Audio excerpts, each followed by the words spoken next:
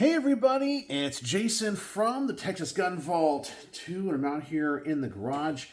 I want to do another answering questions video. I also want to talk about my recent range experience, literally a couple of hours ago with the Daniel Defense H9. I want to talk about some ammunition that I got in a box of factory Winchester White Box ammunition that kind of surprised me, and I'm honestly a little bit disappointed. I also want to talk about my experiences with the SilencerCo Maxim 9 because I'm going to get to review one of those. I was able to shoot it today, and we'll talk about that. And I think that's most of the stuff I wanted to talk about. So let's go through what I think a lot of you guys are probably the most interested in knowing about, and that is I was able to take to the range the Daniel Defense H9. Now, this is Daniel Defense's take on the Hudson H9. They bought the patents. It's my understanding they only used 2 of the patents that they purchased and then kind of redesigned the pistol from the ground up to make it, I don't want to say more modern, but to address some of the issues that people had with the Hudson, which I really didn't have many issues with it. It's a little bit more compact of a pistol. The frame is made of aluminum, so it's a little bit lighter. The stock is a little bit shorter, and the portion out here on the frame where the original recoil system of the Hudson H9 was a lot lower, this one they've raised a little bit. But it has much of the same feel of the Hudson.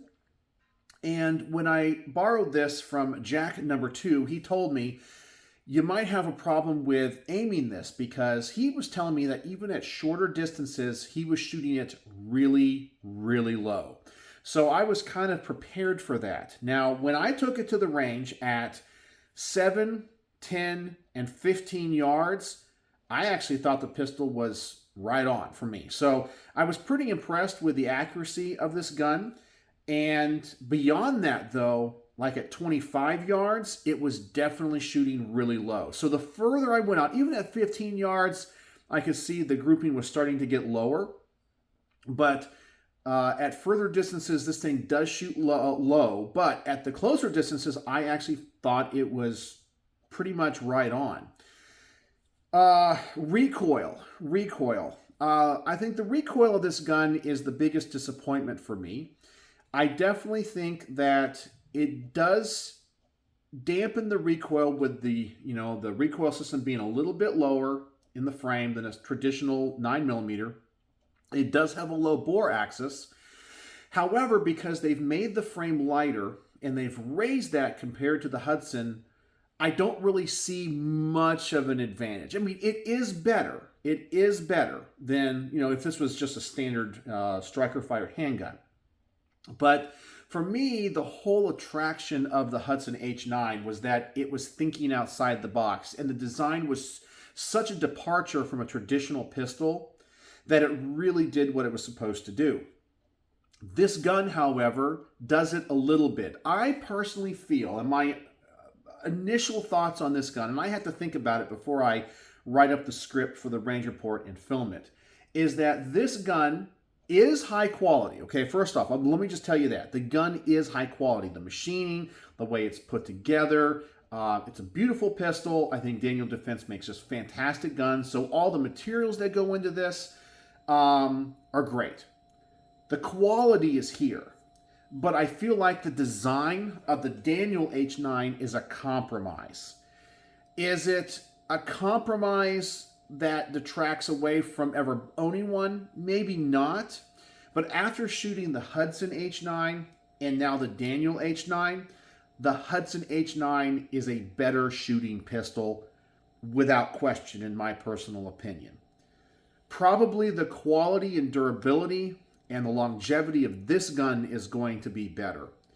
I personally believe Daniel Defense should have made the Hudson H9 as close as they possibly could to the original. That's just my opinion. It's not bad.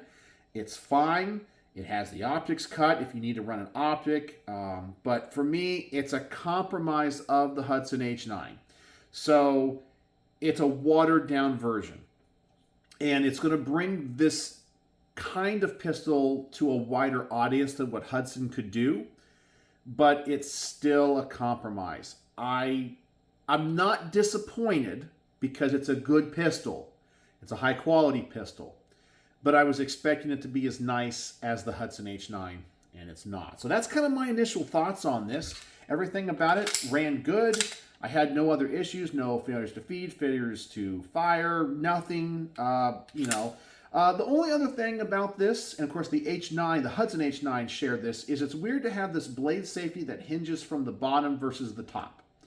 That just takes a little bit of getting used to. But overall, it's okay. It's pretty good. As I said, it's a really nice pistol. It's just a compromise of what the original Hudson was. And I just think they should have kept more of the traditional design elements of the Hudson when they made this pistol. I was also able to shoot the Maxim 9 from SilencerCo. You guys know that when it comes to like NFA stuff and so forth, it's a little bit harder to do because I need the people that are in control of that gun to be present. So Jack number 2 is working with me on this, so I was able to shoot that.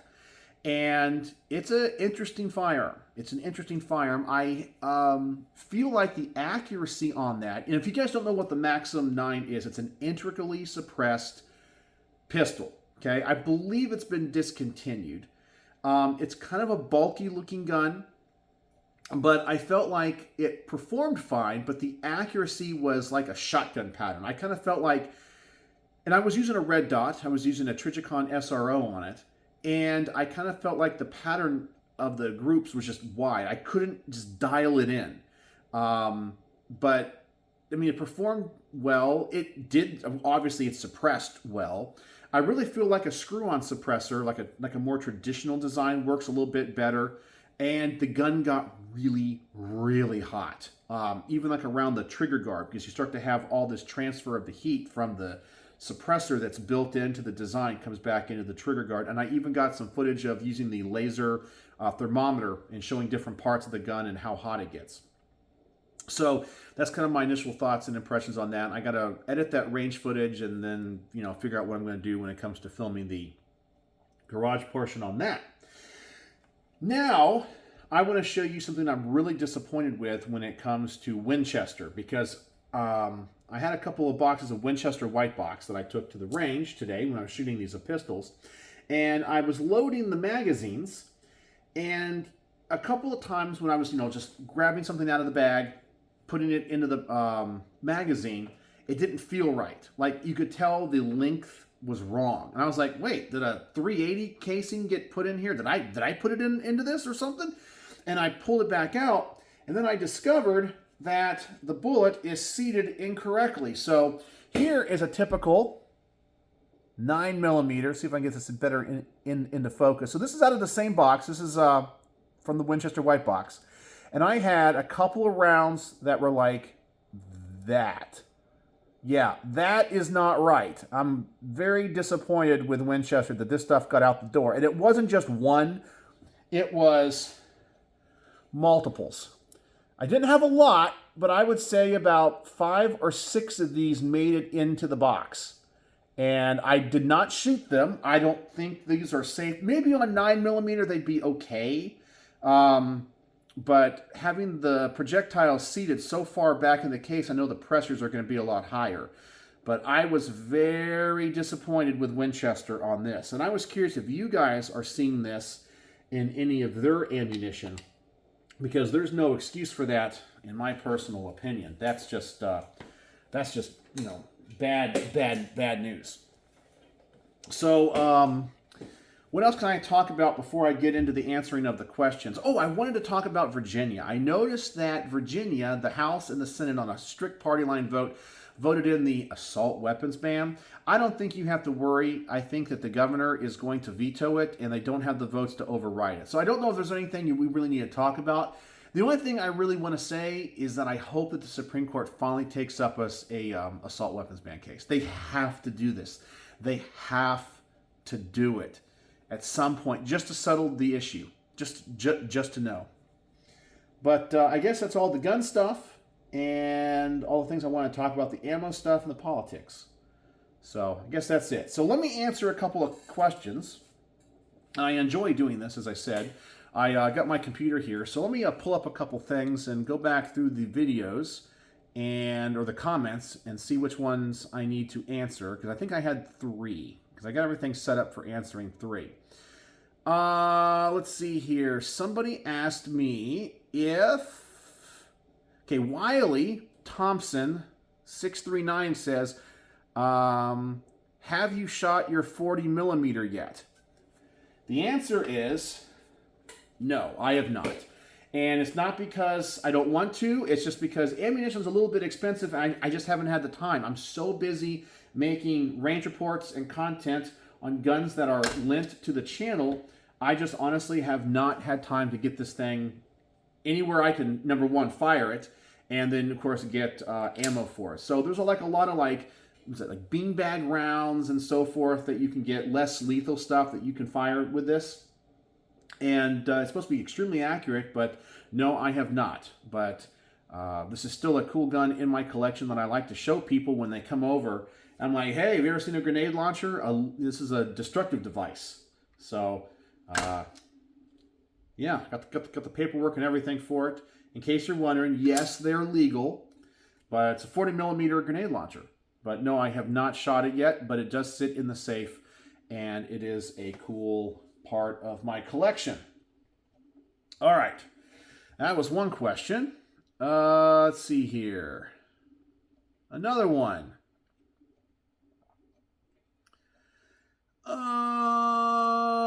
Sorry, I gotta find it here. I gotta find it. I thought I had noted them all. Okay. Oh, Roaring Steel Media at the end of his last comment asked, I have a new question, but you may not want to answer it on video because it's not gun related. What instruments do you play and teach? What instrument is your favorite? And that's because I mentioned a lot of my videos, I'm a professional musician, and that's why I don't get a lot of time to record content. And when I do, I'm just so focused. It's not a complaint.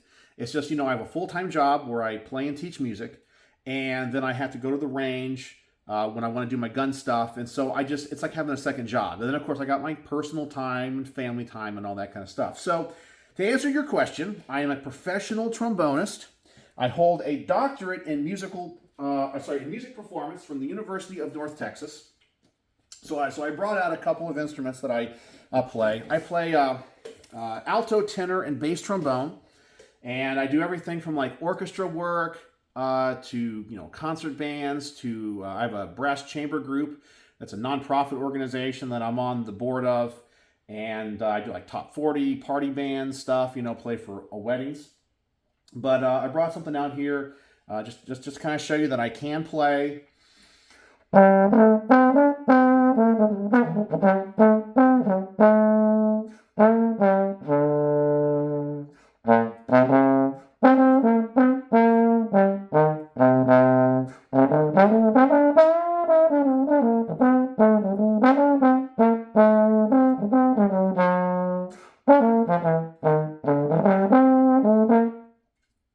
Like that. So, professional trombonist. And I also play the euphonium. Now, if you don't know what a euphonium is, essentially it's like a tuba, but it's pitched in the tenor range. In fact, in Europe, it's called a tenor tuba. Some people will look at this instrument and say, oh, that's a baritone. No, it's not a baritone. A baritone is a cylindrical instrument. The euphonium is a conical instrument. So it means that the further the pipes go, the wider the tubing gets. It has a little bit more of a mellow sound. But a lot of people here in the United States confuse the term baritone and euphonium.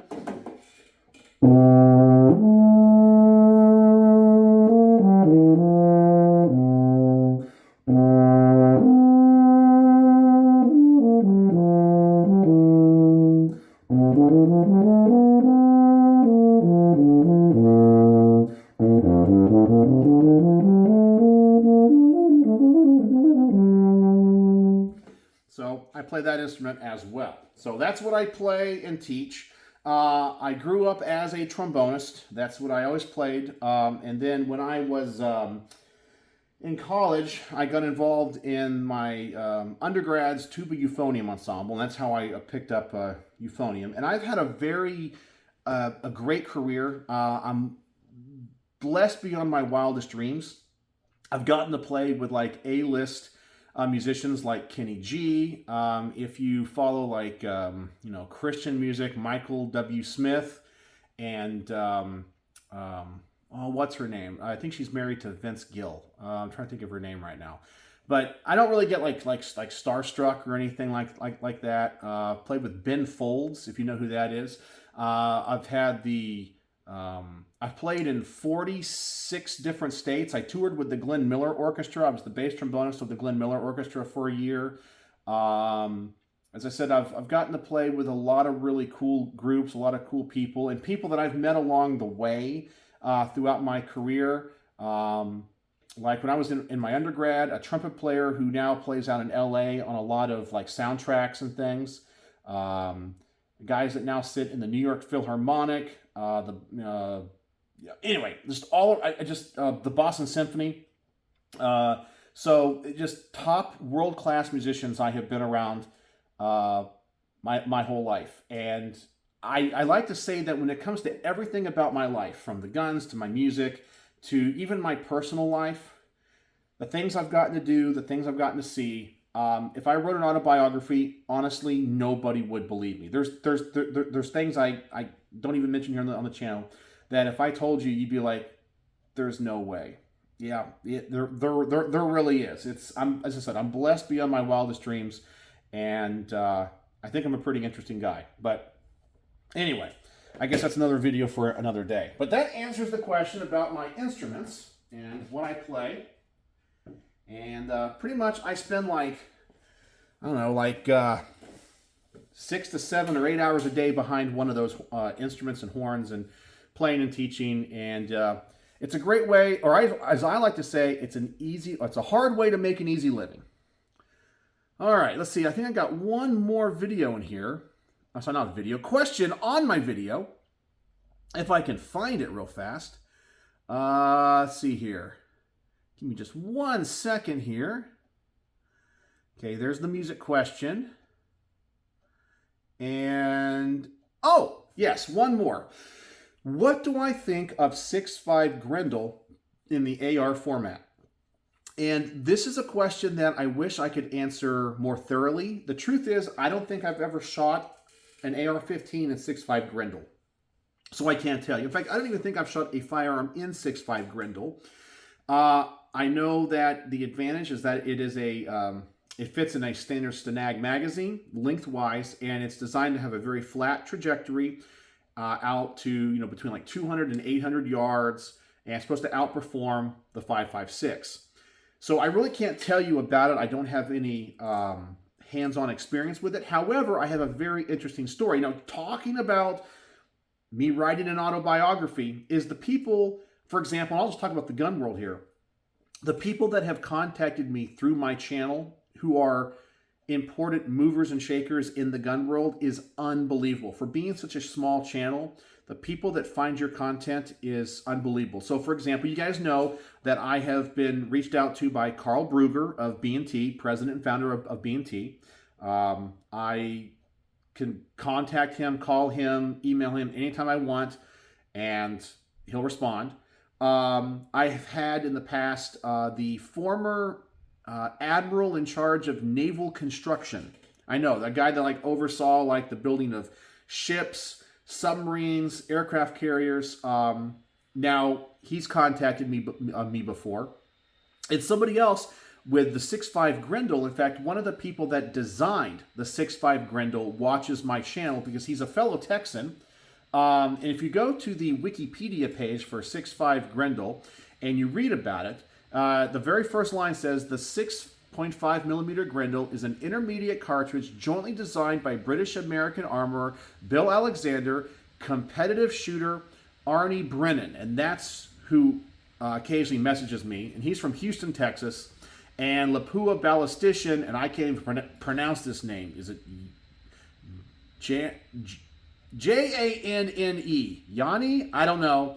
and then Pohjoispaa with some symbols above the. I have no idea how to pronounce that, so I don't even want to embarrass myself.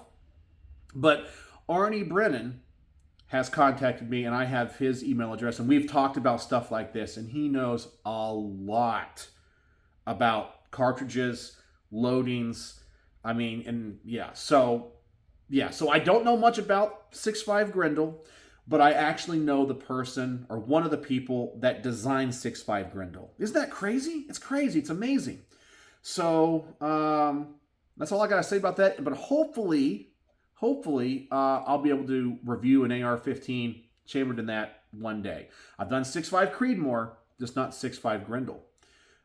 So there you go. I think that answers all the questions. I think there were 3. So what do I play? What do I think of 6.5 Grendel? And have I shot my 40 millimeter yet? And the answer is no. So there you go. So I hope you guys enjoyed this Q&A, and I hope you guys also enjoyed knowing about the Daniel Defense H9. It's not bad. It's just not as nice as the Hudson. It's good, and I'll have to think about it more. I don't know. I really wanted one when they first announced, but after shooting it, it's nice. But I'm not sure if this thing offers anything that other guns don't. The Hudson H9 did. This one, it's kind of a compromise. But it shot well for me at 15 yards and less. Pretty much on. Further out, it definitely shoots really low, and there's no adjustments on the sights. So that was my experience. But I'll be putting together the range report on this one early this week, and I'll try to get the range report on this one out pretty quick because right now everyone wants to know about the Daniel H9. So this one will probably go right to the front of the pile, and the videos I've already made that I have going all the way out right now until like June and July. But this one will probably get released and put ahead of all those because it's kind of topical in a way. So there you go. That's all I got for you guys tonight. So let me know if you have any more questions that I can answer. And thanks for sticking around to the end of the video. So if you watch to the end and like to do the word of the day, so I can see who made it to the end, let me see. What can the word of the day be? The word of the day is trombone, because that's what I do for a living, and you guys saw me play it. So there you go. So let me know if you have any questions in the comment section below. And I think that's about it. So, as always, thanks for watching.